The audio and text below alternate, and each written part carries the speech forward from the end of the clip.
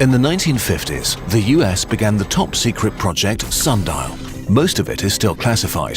The goal? A single nuclear bomb so powerful it would destroy all of human civilization. Conceived in cold logic from the mind of a genius scientist. Sundial had the energy equivalent of 10 billion tons of TNT, a pyramid of explosives 13 times taller than the actual Great Pyramid, 3,000 more than all the bombs dropped during World War II. If you dropped the bomb that destroyed Hiroshima every minute, it would take you over 15 months to match Sundial. How was it even possible for us to achieve this insane level of madness? Everything is different forever. Let's set the stage. If you were 40 in 1945, that means you were born in 1905. Back then, monarchs ruled over much of the world, only 3% of homes in the US had electricity, cities were dominated by horses, the first experimental planes had just flown. Less than 100,000 soldiers died in war each year. Imagine growing up in this world and seeing change almost too fast to keep up with. By 1945, 24 million soldiers and 50 million civilians had died in 2 world wars. And suddenly, there were TVs, microwaves, jet planes, and nuclear bombs. They kind of broke the brains of the people alive back then. Overnight, nowhere from the edge of space to the bottom of the ocean was safe. It's hard for us today to understand the level of terror this instilled in people. The implications were wild. Without nuclear weapons, it seemed you'd stand no chance in future conflicts. Nations without that power would get trampled by those that did have it, no matter how big their armies were. There was one brief moment where it could all have been stopped. In 1946, the US proposed the Baruch Plan and promised to get rid of their atom bombs, share nuclear technology with the world, and set up an international authority to make sure no one ever built such weapons again. But the military advantage of nuclear bombs was too great to let go. Just 3 years later, the Soviet Union detonated their first atom bomb. This caught everyone by complete surprise. The Soviets were not decades behind American technology, but had just pulled even. Shock turned into fear, and fear makes people do crazy things.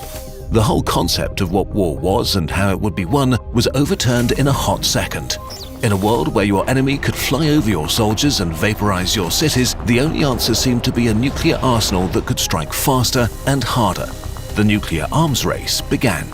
In 1946, there were just 9 nuclear bombs in the world. In 1950, the number was 300. In 1960, it would be 20,000. In a way, the nuclear arms race was pretty daft. One superpower would develop a powerful new bomb and detonate it, and then the other side would build something more powerful and blow it up, and this would continue endlessly. A dirty and wasteful game of creating more and more horror that seemed totally reasonable at the time. Superpowers spent trillions to have thousands of the most intelligent people show off how hard they could destroy humanity. Fear had to be met with much greater horrors, and one man knew how to make nightmares real. But what if we destroy humanity even harder? Edward Teller was a brilliant Hungarian theoretical physicist. He was among the first people to realize that the fission chain reaction in uranium could make a bomb, and he helped to build it. But for Teller, the bombs were not powerful enough. He was ready to pay any price for security, and to be more secure, to be less afraid, he urged that larger bombs were the answer. Even in the 1950s, this was a pretty hot take, and many scientists were appalled by his ideas. He didn't care one bit and incessantly lobbied scared politicians to greenlight more devastating nuclear weapons. And lucky for him, his timing was just right. Terrified by the rapid nuclear progress of the Soviet Union, he got a blank check from the military to bring his most destructive fantasy to life. It took him only a few years to make them a reality: the hydrogen bomb. A hydrogen bomb is so powerful that it needs a regular atom bomb just to trigger it. It's basically a nuke, the first stage next to a capsule of fusion fuel, the second stage encased by dense materials like lead. When the atom bomb is detonated, it releases ungodly amounts of X-rays that get channeled onto the capsule. The capsule's surface explodes, pushing inwards and compressing the fusion fuel so violently that for a brief moment it simulates a star. When this bomb was first tested in 1952, it instantly erased a Pacific island from the map. 2 years later, he tested an even bigger nuke, 1,000 times more powerful than the Hiroshima bomb. The world recoiled in horror. With weapons this powerful, war stopped being about winning and total human annihilation became very real. Teller celebrated. In just 2 years, he had enabled the creation of American warheads 100 times more powerful. He had stolen the nuclear fire from the gods and awoken cosmic horrors, but he insisted that it was still not enough. His dream was to have a bomb of almost unlimited power. And once again, his timing was pretty great. When the Soviet Union detonated its own hydrogen bomb, it sparked a new wave of fear. This is where we get the top-secret Project Sundial, the bomb to make all other bombs irrelevant. The final bomb. Teller skipped right to the end of the nuclear arms race. He wanted to build a world destroyer, something so breathtakingly destructive, so incredibly scary that it made no sense to continue playing. Almost everything about it is still classified, but what we do know about it is terrifying. Work on it actually began, and tests were planned. Sundial wouldn't be some warhead loaded up onto a bomber and dropped on a target. No, it would be a backyard bomb. After all, if a bomb can destroy the world, why bother moving it at all? No need to bring it close to your enemies, you could as well just put it in your backyard. Maybe it would have actually been put in the center of the country, maybe it would have been put on a remote island or stored on a ship. We don't know what the actual plans were. But this underlines how insane this weapon was and that Teller knew exactly what he was proposing. In his mind, the rationale was the ultimate deterrence. If you attack us or our allies, we will destroy the world. On a technical level, his concept was not even that complicated. It was probably some kind of nuclear matryoshka doll.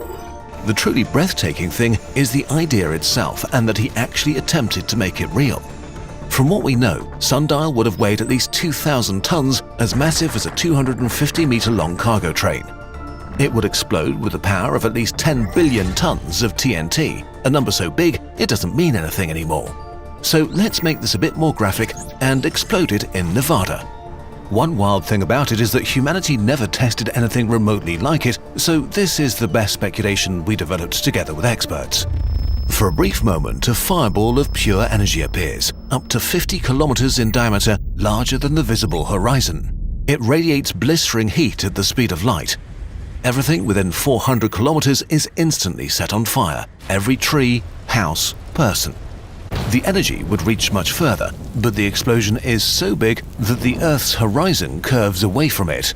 The surrounding deserts turn into a field of glass. Then comes the blast wave.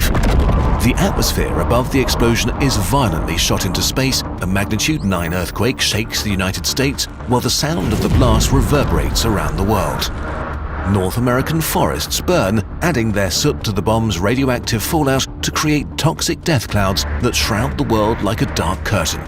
Sundial is like a nuclear war happening all at once, but it's more like a giant volcano erupting or an asteroid striking than a nuclear war. Sundial would bring about an apocalyptic nuclear winter where global temperatures suddenly drop by 10 degrees Celsius, most water sources would be contaminated, and crops would fail everywhere. Most people in the world would die.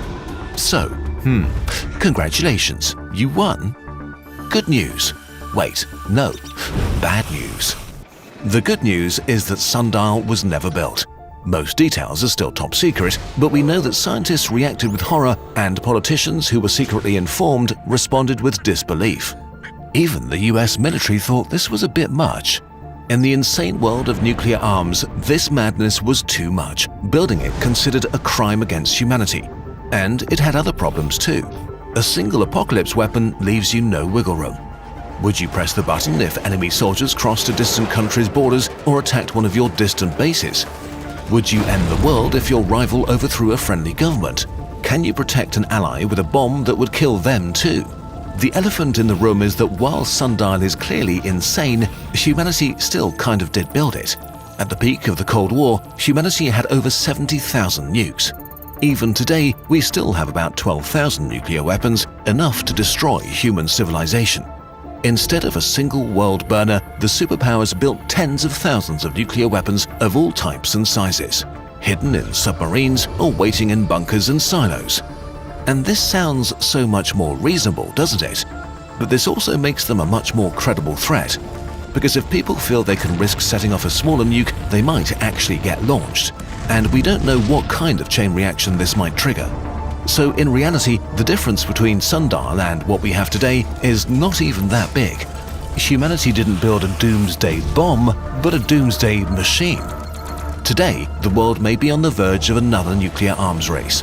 The US is on track to spend $1 trillion on nuclear modernization programs, while China is expanding its arsenal and might have more than 1,000 nuclear weapons ready to be deployed by 2030. So far, we've escaped the existential threat these weapons pose, but if an alien visited Earth, it might ask us if we're okay and need a hug. We should ask ourselves as a species if we really want to be ready to destroy ourselves at a moment's notice. That was a lot.